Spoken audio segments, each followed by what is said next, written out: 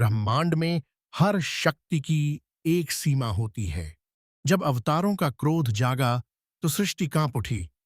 नरसिंह का आवेश हो या काली का तांडव, शक्ति जब चरम पर पहुंची तो उसे थामने के लिए एक आधार की जरूरत पड़ी। लेकिन एक ऐसा भी है जो महाप्रलय के बीच भी शांत है, जिसे क्रोध छू नहीं पाता, क्योंकि वो क्रोध का स्रोत है। वही है महादेव।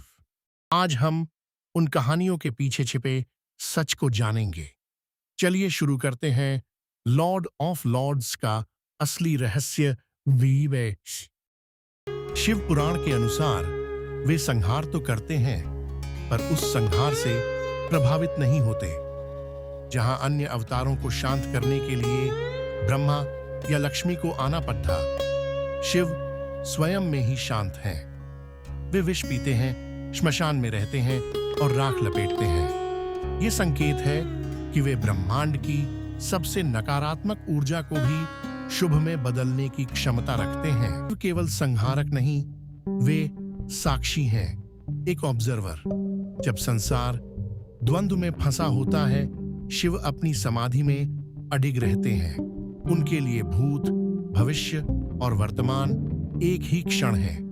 वे उस प्रोग्रामर की तरह हैं जो कोड के अंदर होते हुए भी उससे पूरी तरह मुक्त है। इसी निर्लिप्तता के कारण शिव पुराण उन्हें परम तत्व कहता है, जो हर भावना से परे केवल सत्य का अनुभव करते हैं।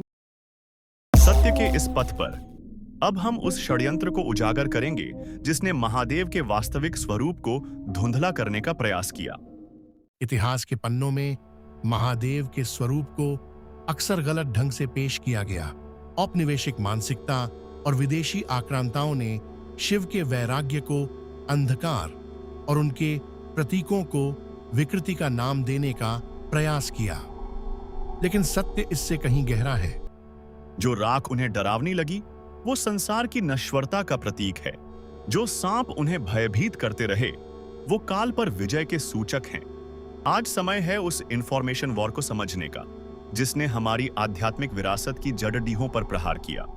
विडंबना देखिए, यह प्रहार केवल बाहर से नहीं हुआ।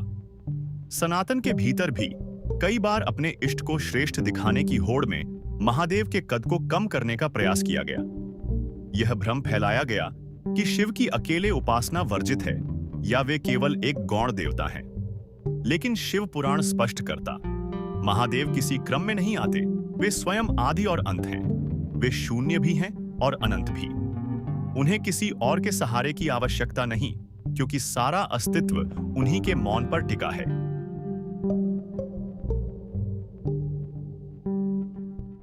जब सारे तर्क समाप्त होते हैं, तब केवल वह अनाहत नाद शेष रहता है, सत्य का उद्घोष। यह अनाहत नाद ध्वनि का वह रूप है जो बिना किसी भौतिक टकराव के उत्पन्न होता है, जो हर जीवित प्राणी के भीतर गूंजता है। महादेव कोई व्यक्ति नहीं, वे एक स्थिति हैं। वे उस चेतना का नाम है जहां भय मर जाता है और सत्य का उदय होता है। चाहे उन्हें संहारक कहा जाए या वैरागी, सत्य तो यह है कि वे ही इस ब्रह्मांड के परम स्ट्रेटेजिस्ट हैं। वे सिखाते हैं कि शांति केवल हिमालय की गुफाओं में नहीं, बल्कि मन की गहराइयों में मिलती है। इतिहास बदल सकता है, कहानियां धुंधली हो सकती हैं, लेकिन महादेव का अस्तित्व शाश्वत है। वे लॉर्ड ऑफ लॉर्ड्स हैं, कल भी, आज भी और अनंत काल तक। क्या आप महादेव को सच में जानते हैं? क्या आपने कभी सोचा है कि शिव पुराण में छिपे रहस्य क्या हैं? हम अक्सर महादेव की कहानियां सुनते हैं, लेकिन क्या हम उनके वास्तविक स्वरूप को समझने की कोशिश करते हैं? अज्ञानता एक अंधकार है और सत्य ही वह प्रकाश है जो इसे दूर कर सकता है। शिव पुराण हमें महादेव के जीवन और दर्शन के बारे में गहरी जानकारी देता है। यह हमें बताता है कि कैसे उन्होंने सृष्टि की रक्षा की और धर्म की स्थापना की। क्या आप इस ज्ञान को प्राप्त करने के लिए तैयार हैं? महादेव का हर रूप एक गहरा संदेश देता है। उनकी तीसरी आंख, उनका त्रिशूल और उनका डमरू, सब कुछ एक विशेष अर्थ रखता है। क्या आप इन प्रतीकों को समझने के लिए उत्सुक हैं? महादेव हमें सिखाते हैं कि कैसे हम अपने जीवन में शांति और संतुलन पा सकते हैं। वे हमें यह भी सिखाते हैं कि कैसे हम अपने कर्मों के प्रति जिम्मेदार हो सकते हैं। तो क्या आप महादेव के इस सत्य की खोज में हमारे साथ हैं? क्या आप उस प्रकाश को देखना चाहते हैं जो अज्ञानता के अंधकार को मिटा सकता है?